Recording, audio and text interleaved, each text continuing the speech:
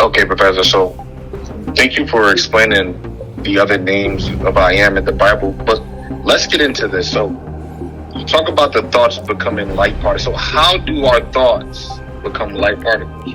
Okay. Listen to this carefully, okay? When you think a thought long enough, it will become something called a neural pathway, which means your brain cells or neurons will come together to create a network, a connection to keep that thought in place. That's why you can form habits. If you don't know how to drive, by constantly, repeatedly driving, your cells will gather the information and will create a network to maintain the information in place.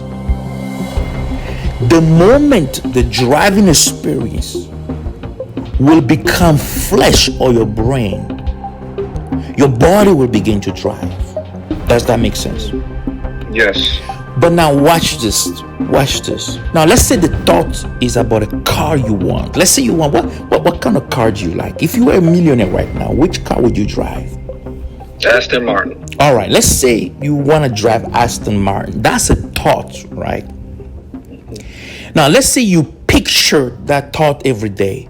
You go to the dealership, you sit in the car, you smell it, you touch it, you feel it, you copy the details. What you are doing is you are training your brain to copy the information and create a neural pathway with the information. You involve your senses, right? So that your neurons can gather together and maintain the picture of the Aston Martin in your brain. Are you listening? Yes. Now, listen carefully. Your neural pathways are formed faster when your emotions are involved. So while you are admiring, contemplating, and experiencing the car, suppose you start feeling really excited as if you already have the car. Are you following me? Yeah. So now, Following you. the neural pathways will copy that feeling with the picture of the car in your brain. So this is what's going to happen. Whenever you think of the car, the neurons are going to produce two substances. Oh, this is deep. Are you ready? I'm ready. The neurons are going to produce two substances. Number one, the brain with the neurons, whenever you think of the car, will produce something called brain waves. Now, the best way to understand brain waves is this. Think of water boiling in a pot on fire, okay?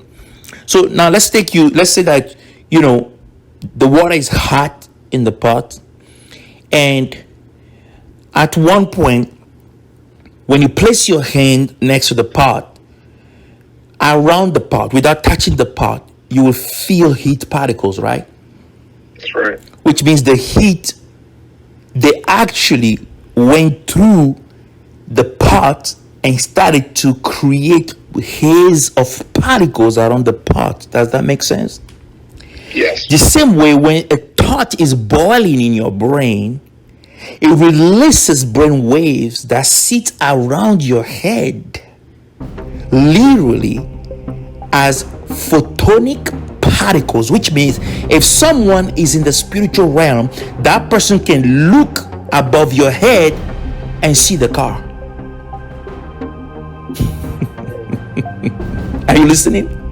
The person will see the picture of the car above your head. As a matter of fact, I forget the name of the scientist who came up with this discovery of technology. He can photograph what you're thinking in your mind above your head with a special camera. I forgot his name. I will have given it to you. So what you're thinking actually will produce brain waves outside your skull, and those brain waves actually is what we call the mind. That's what forms the mind around your head. For example, if you are thinking, have you seen the picture of the saints? They draw a yellow circle around their head, right? Yes. So when you are thinking divine thoughts, at one point when those divine thoughts they begin to flow out of your skull, they design a beautiful glowing haze around your head. I think they call it halo, right? Halo. Yep, they call it a halo. Exactly. Now that the Bible calls the helmet of salvation, because when you have that around your head, no negative thoughts from the atmosphere can penetrate your mind. Wow. That's how the thoughts literally become light. So that's how prayer functions, right? What you think about has to release the substance called brain waves, but the substance don't just behave like radio waves. They behave like television waves because they carry the picture of what you've been thinking about, or what you have been picturing, or what you have been contemplating or fantasizing about. And that goes into the atmosphere as a seed planted in the cosmos that will become your reality. And the process by which it becomes a reality, we will talk about it as well.